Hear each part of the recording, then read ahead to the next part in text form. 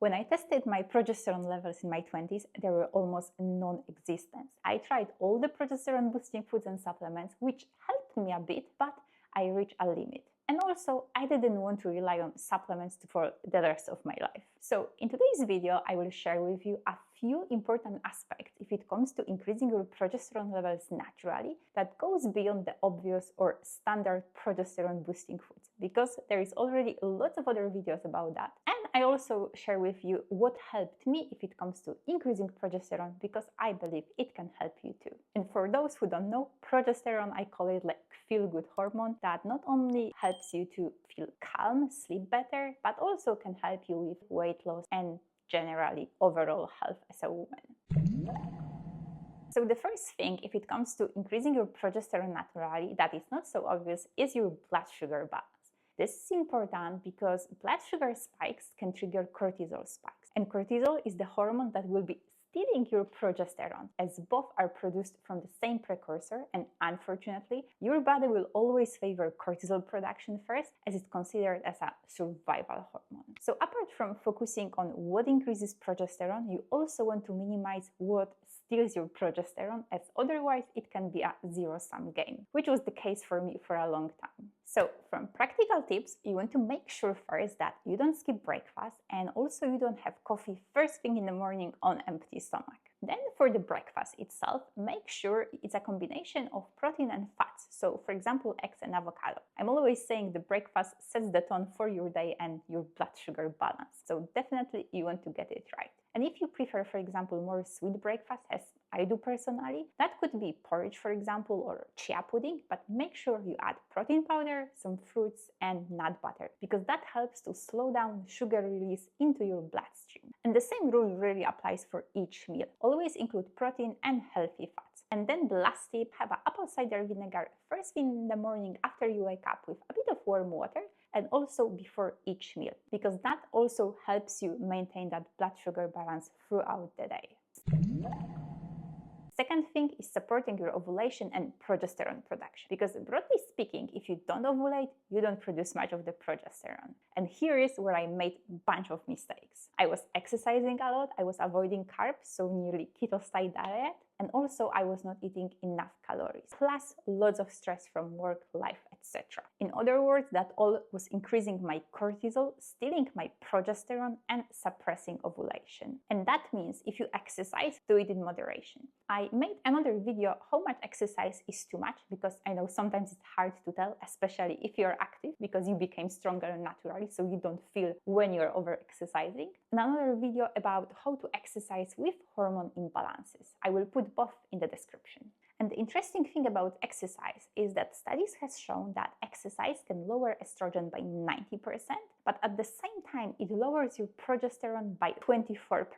And that means when you exercise, you can lower your progesterone more than the estrogen. So that's something you also want to be mindful, especially in the second half of your cycle. And then carbs. Eat minimum 100-120 grams of carbs a day. And if you exercise, you will probably need more. And the same with calories. I used to be on this 1200-1500 calories diet. Now I aim for 200 calories a day. Oura Ring is actually great to see how much calories your body burns. So that way you can also make sure that you don't overeat and also you don't undereat, because that's what happened to me in the past, that dampened my progesterone production and ovulation too.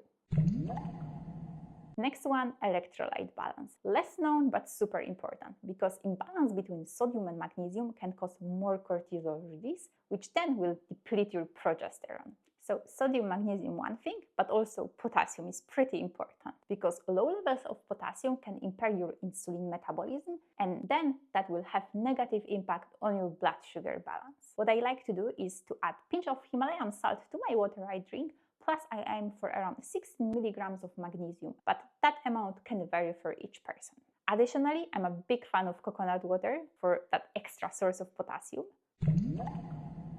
Then next one, which I already briefly mentioned, is cortisol and stress. And that was the biggest game changer for me if it comes to hormonal balance and increasing my progesterone. The funny thing is, for most of my life, I thought I'm just busy and active, but I didn't really feel stressed. But what turned out, my cortisol levels were through the roof. And that's something I found out when I did the Dutch test, because the simple blood tests haven't shown the breakdown of my free and metabolized cortisol. Plus, later when I started using one of the fitness trackers, first Whoop and now Aura, I could also see how my body was entering the stress zone when I actually didn't feel stressed. But anyway, building the awareness of your daily stressors, what puts your body in that fight or flight or stress response, and also changing your reaction, how you respond to those stressful situations, is a big area you want to focus on. Because if you skip that part, cortisol will be stealing your progesterone no matter how good is your diet or what supplements you take.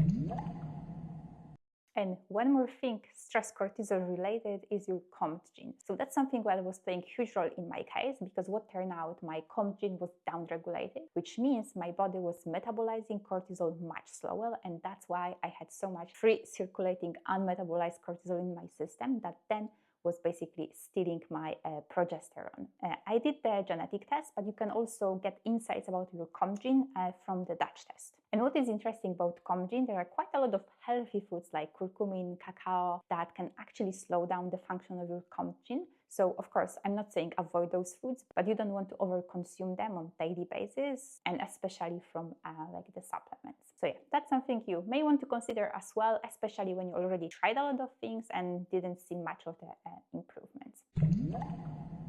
Next one, balancing your estrogen. And that's important because if you just focus on increasing your progesterone without considering your estrogen, you can see a bit of improvement, but you will reach the limit, because estrogen dominance is a huge problem nowadays amongst women. First, because of environmental estrogens, but also because of the lifestyle, like poor sleep, alcohol, sugar, and lack of antioxidants. So estrogen is also something you want to consider when you are trying to increase your progesterone. And I made 2 videos how to reduce estrogen in 5 steps, and also how to block the bad estrogen with certain foods. So please watch them as well, because that's important part you don't want to skip. And also, not all estrogens are bad.